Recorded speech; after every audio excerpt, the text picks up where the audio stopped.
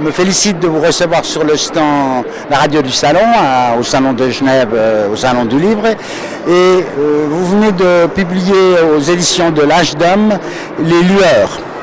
Alors, si vous voulez, j'aimerais bien aborder, avant de parler littérature, avant de parler de votre ouvrage, j'aimerais bien aborder quand même un peu brièvement votre parcours professionnel, votre formation et votre situation actuelle en tant que directeur des éditions.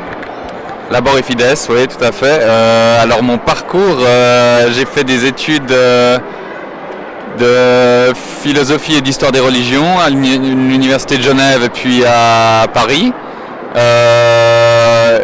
J'ai travaillé comme journaliste pour le journal Le Monde des Religions à Paris et puis pour d'autres journaux un peu en Suisse. Et puis depuis un peu moins d'1 an, j'ai repris la direction des éditions Labor et Fides, qui est une maison d'édition donc à la base de théologie protestante et qui reste la plus grande maison d'édition protestante francophone. Pardon. Alors si on s'en réfère au début de votre livre, vous aviez quoi, 20-21 ans? Exact. L'agnostique, l'étudiant sans confession politique,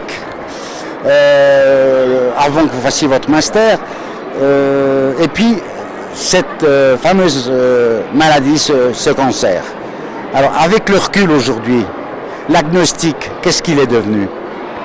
Je crois toujours agnostique en fait. Entre croyants et agnostiques,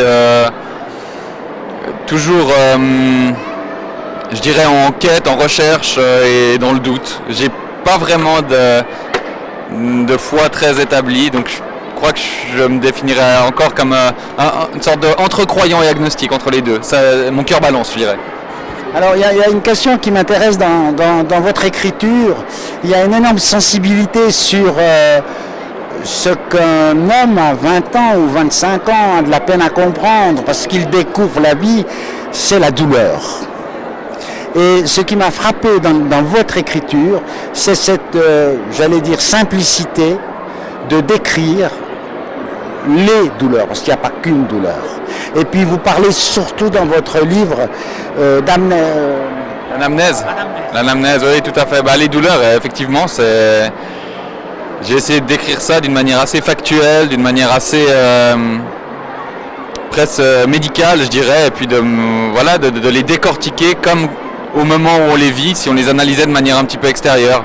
Et en effet, à 20 ans, c'est quelque chose d'assez nouveau, quoi.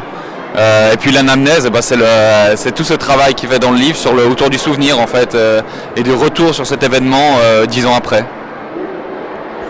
Alors, vous savez très bien que ce genre d'interview au Salon du Livre, dans le bruit et tout, ne permet pas de faire des longues interviews de façon très littéraire, comme on dit, mais j'aimerais quand même, pour encourager, si j'ose dire, une lecture à une certaine jeunesse, parce que vous êtes jeune encore, mais s'il fallait parler de cette époque aujourd'hui, publiquement, j'ai bien dit, pas en écrivant comme vous l'avez fait, c'est pour moi à la fois le sens de la mémoire que vous avez eue, ne serait-ce que pour vous-même, et puis je dirais, quelle rémission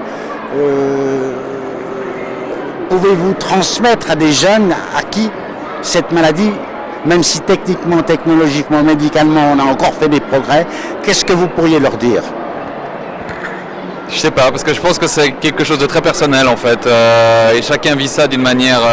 Je pense pas que le livre que j'ai écrit au moment où j'ai été malade, si j'étais tombé dessus, je pense pas qu'il m'aurait forcément aidé, parce que j'aurais vécu les choses d'une autre manière à l'époque et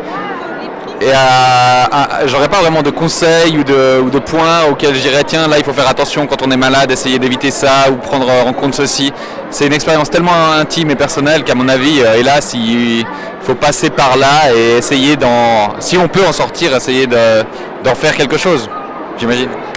Eh bien écoutez, je vous remercie et je conclurai en disant que à quelque part, votre écriture, c'est un peu comme si un soleil se levait devant notre fenêtre tous les matins. Merci pour ce livre, Les Lueurs de Mathieu Mechevant.